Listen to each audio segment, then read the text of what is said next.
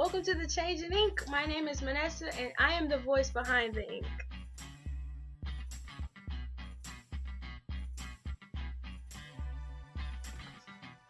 Okay, so the title of today's piece is The War on Women, and I'm actually just gonna go ahead and get right into it because it's kind of lengthy.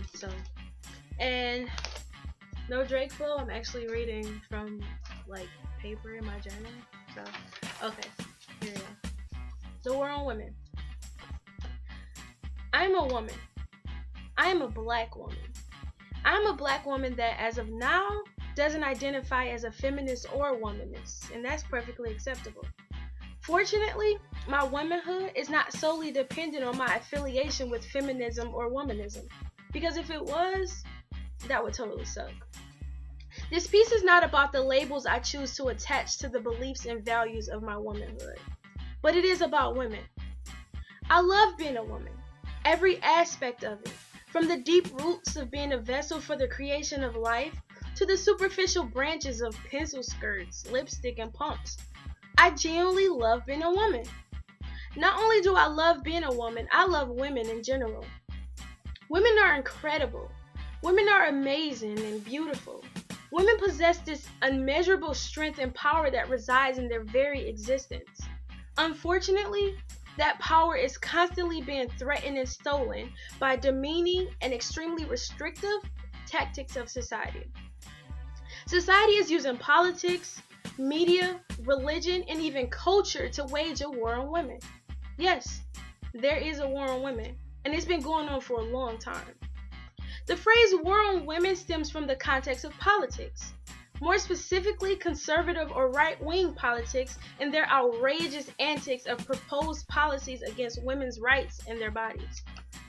These policies attempt to redefine rape, eliminate a woman's right to choose, and even belittle victims of violence. Republicans are using legislation to force their socialistic bullshit-ass views on women. Why are women being attacked? Before I answer that question, I want to expand this war on women umbrella to entail a more global landscape outside of American politics. Let's take a trip to one of the various African or Middle Eastern countries that carry out FGM. What's FGM? In case you don't know, FGM is female genital mutilation. It is the intentional alteration or injurious destruction of female genital organs for non-medical reasons. More than 125 million girls and women alive today have been mutilated. Ouch! FGM is a violation not only of women's rights, but human rights. There's no distinction. FGM is caused by three systems: culture, religion, and social views. According to these three views, it is directly associated with femininity and purity. Is a woman's body not her own? Does a woman not possess her own autonomy and agency? Let's dig even deeper into more of the statistical elements of this war on women. Did you know that homicide is one of the leading causes of death for pregnant women? What about the fact that women and girls ages 15 to 44 are more likely to be maimed or killed by a man than malaria, cancer, war, and traffic accidents combined? Wait, here's one more.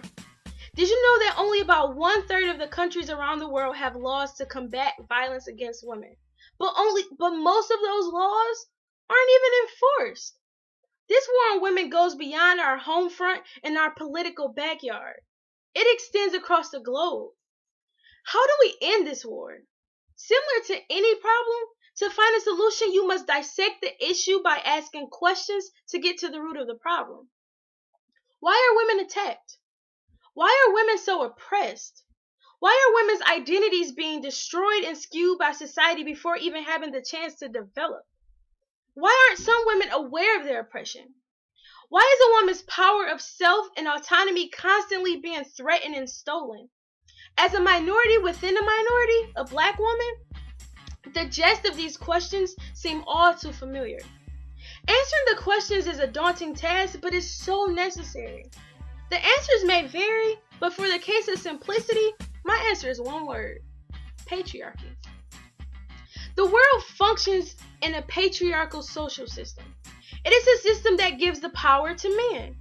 Men are the authoritative figures in our legal systems, politics, moral and cultural systems, and even our family units, whether they're present or absent. Quite frankly, we live in a society of male domination and privilege, which in turn leads to a sense of female subordination. Disclaimer, I don't hate men. I don't hate men at all. But I deeply despise their roles in creating structures that are constantly attacking and oppressing women. I despise the patriarchal structures that steal my power as a woman, better yet my power as a human being, and places it in the hands of a man. I want my power back. I want women to possess their own power. How do we regain that power? How do we end this generational, societal, religious, culture, political, the list goes on and on. How do we end this war on women? This is the difficult part. Ending the war on women will only transpire with a collective effort to dismantle all of the systems of oppression. We have to eliminate this fallacy surrounding the fictional hierarchy of oppressions. All systems of oppression must be destroyed, not just those related to specific rights. Too often we make the mistake of ignoring the intersectionalities of oppression. We have to interlock those oppressions and bridge the gap between injustices if we are ever to truly eradicate them. Similar to losing weight, you can't spot destroy one injustice or oppression while leaving all the other ones intact. It's impossible. It doesn't work that way. This is why there is a cyclical trend of fighting the same injustices repeatedly in the world of activism. We have to focus on destroying entire power systems by disrupting our own comfortability, unpacking our individual privileges, genuinely acknowledging intersectionalities, and understanding that injustice anywhere, on any level, is a threat to injustice everywhere. Change is never easy. It's never a straight and narrow path. It's going to be bumpy with surprising twists and turns. There may even be abrupt stops. But moving forward is essential. It's all about progression. I'm trying to get there. Okay, so that is the end of today's piece. And like I said, it was kind of lengthy, but I really hope you all enjoyed that. And thank you for watching it. I really appreciate it. So make sure you subscribe. Also, today is Tuesday and we're still in April, which means that I'll be sharing some more of my poetry on Friday. So make sure you all check that out and have a great week. Thanks for watching. Bye.